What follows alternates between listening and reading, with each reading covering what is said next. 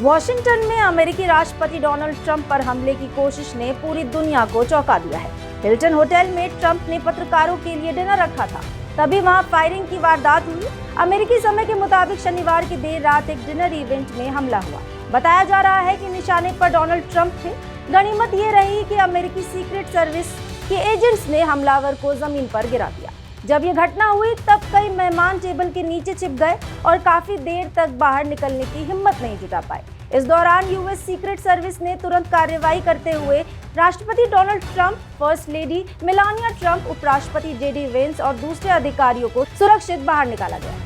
अमेरिकी राष्ट्रपति Donald Trump ने बाद में बयान जारी कर कहा कि सीक्रेट सर्विस और दूसरी एजेंसियों ने शानदार काम किया। उन्होंने तेजी और बहादुरी से प्रतिक्रिया दी। इसके साथ ही ट्रंप ने व्हाइट हाउस में मीडिया से बात करते हुए कहा, मैंने राजनीतिक हत्याओं का अध्ययन किया है और जिन नेताओं का प्रभाव सबसे ज्यादा होता है वो सबसे ज्यादा निशाने पर आते हैं। इतना ही नहीं, उन्होंने बटलर, पाम बीच और अब वॉशिंगटन की घटनाओं का जिक्र करते हुए अपनी तुलना अमेरिकी राष्ट्रपति अब्राहम लिंकन से कर दी, जिनकी हत्या भी अप्रैल के महीने में ही की गई थी। इसके बाद ट्रंप ने कहा कि जो लोग सबसे बड़ा प्रभाव डालते हैं उन्हें ही अक्सर हमलावर निशाना बनाते हैं। राष्ट्रपति ट्रंप ने कहा कि जब आप प्रभावशाली होते हैं तो लोग आपके पीछे आते हैं, जब आप प्रभावशाली नहीं होते तो आपको छोड़ देते हैं। ट्रंप ने कहा कि जैसा कि आप जानते हैं, पिछले कुछ वर्षों में ये पहली बार नहीं है जब हमारे देश पर किसी हमलावर ने हमला करने की कोशिश की है। बटलर, पेंसिल्वेनिया में और उसके बाद पाम बीच, फ्लोरिडा में भी ऐसी घटनाएं हुई।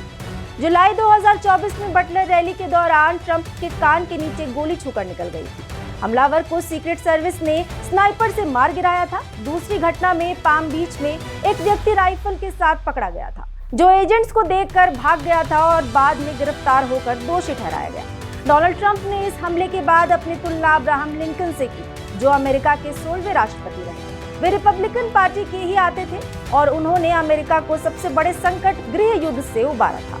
1861 में जब वे राष्ट्रपति बनने जा रहे थे, तब बाल्टीमोर प्लॉट नाम की एक साजिश सामने आई थी, जिसमें उन्हें रास्ते में मारने की योजना थी।